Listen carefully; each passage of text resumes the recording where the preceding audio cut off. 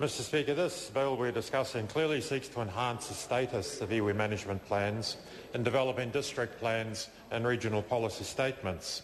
It does this through a very simple mechanism of changing some language within the bill from take into account to recognise and provide for. And as politicians and indeed some lawyers, we know the power of language. Language does matter, and this is a very simple but a very appropriate change to make in the context of the wider bill. As a party committed to the treaty and recognising Māori as tangata whenua, the Greens are very happy to support this bill and the intention underpinning it, which is to enhance the role mana whenua play in the management and development of the rohi. And it is a very small nod, a very small step indeed, towards a more comprehensive acknowledgement of rangatiratanga.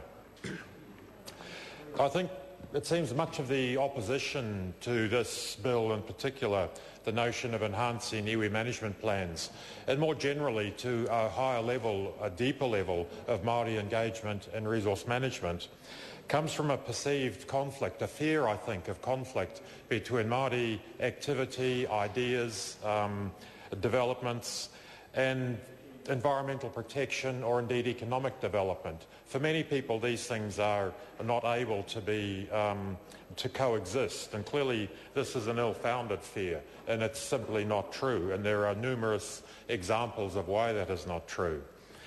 In a technical sense, in this particular bill, the giving a stronger foundation, a higher status to management plans, iwi management plans, would not elevate the plans to a level where they could in any way compromise or threaten the overarching primary criteria of the RMA, the promotion of sustainable management.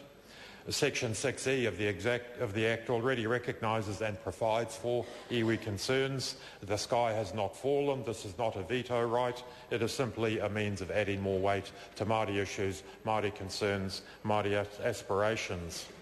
Sir, I studied resource management at Lincoln in 93-94, only a couple of years after the RMA had come into place.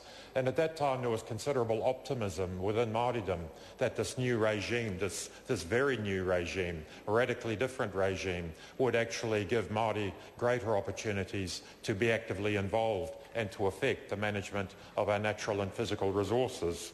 There was some very high quality analysis and review done through the resource management law review process of the late 80s, and again this was cause for optimism.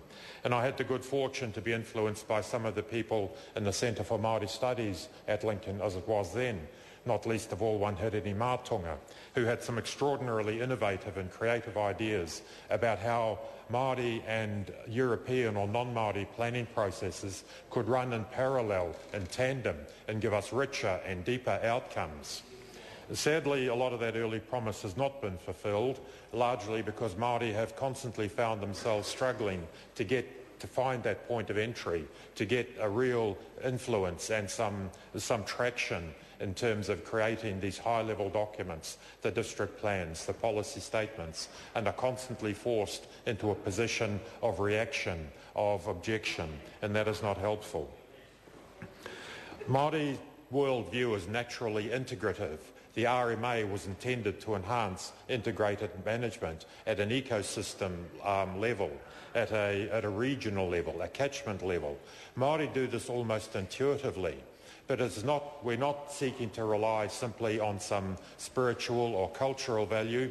I have personally witnessed some extremely good work done by young Māori students of mine and their peers and their own teachers, who are looking for creative ways of blending Western science, Western economic and cultural norms and practices with Mātonga Māori, with Māori knowledge, Māori aspirations. These models exist, they could be applied, and this bill, raising the status of iwi management plans, would be a useful step towards encouraging much better outcomes for Māori and non-Māori alike. Kia ora koutou. Ko te ororo, Flavor.